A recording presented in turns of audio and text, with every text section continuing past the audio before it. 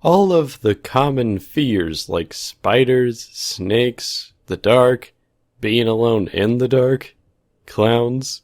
Yeah, I can't really say I ever understood any of them, especially the clown one.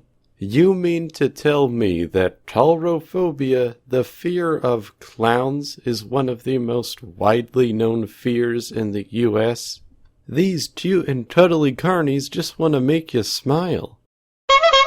And I've seen the absolute nightmare fuel some people made out of clowns. But if you take something that's naturally nice and innocent and add what makes something scary to it, you're of course going to end up with a really fearful result. This same basic principle is applied to a lot of psychological horror games as well. And I love these games, because it's such a unique take on the horror genre that allows us to see inside the mind of the person that made the game to see what they're truly afraid of. Would I say that I'm personally afraid of these games? Not usually. It just doesn't compare with real-life fears, you know? And I've seen enough of these games to the point where I'm kind of immune to them. I might not be afraid of too much now, but when I was a kid, there were definitely things that I was afraid of. Heights would be one of them, sure, but by far the worst fear I had as a kid was confrontation, or more specifically, negative confrontation. If I were to ever make a mistake that I genuinely felt guilty about, my first thought is to run away and hide as fast as possible. After a while of running away in fear, my mom eventually told me that I couldn't just run away from all of my problems, and that I'd eventually have to face them myself. And as solid as that advice is, I believe there's something I can add to make it even better. Sure, it's important to face your fears, but that doesn't mean you have to face them alone. Try getting help from people who have gotten over the same fear you have. Because if you keep on thinking you can lift the whole world on your shoulders, then you're just going to end up with a really unhealthy and lonely lifestyle. Either that, or you'll just end up giving up on your dreams way too quickly. But don't get me wrong, I'm not telling you to get help from other people for every little thing you need to do.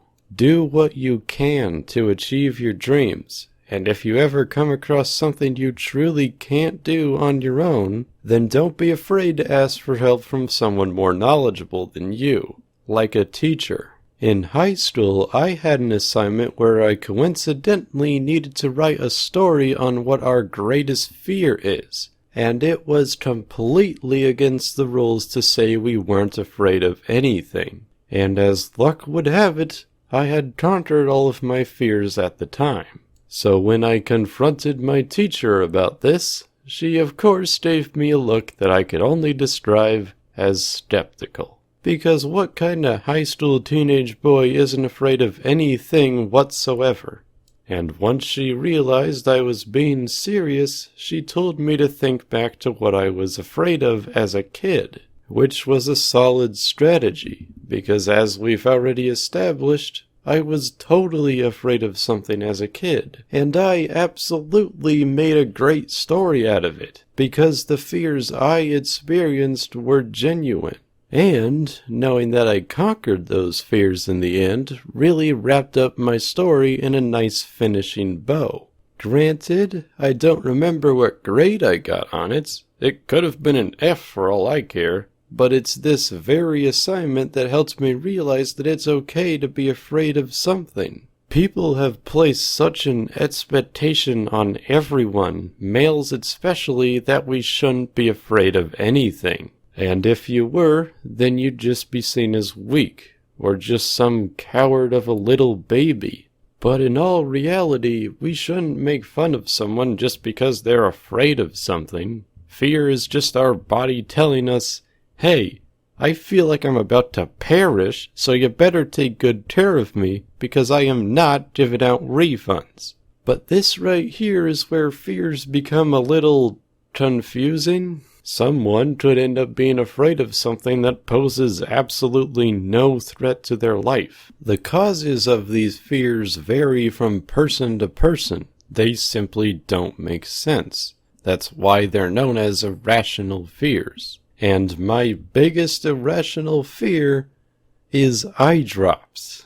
I've heard that it's pretty common to be afraid of medical supplies like saws and needles, but never eye drops. I don't know why, but I could continuously tell myself to open my eyes when taking eye drops, and they just won't open. So, when I finally get the drops in there, my entire body just goes into a mini panic for a second. I know that the nurses are just trying to help me, but I just simply can't seem to open my eyes. So, is that it? Am I forced to just never get over my fear of eye drops? Well, no. Both you and I can get over all of our fears as long as we keep working on getting better. Take it from me. Whenever I've had to take eye drops recently, I've been getting them over and done with as fast as possible, and it's been working wonders for me. And with that, I've hoped you've all learned something from this video, and I hope you all have a great day.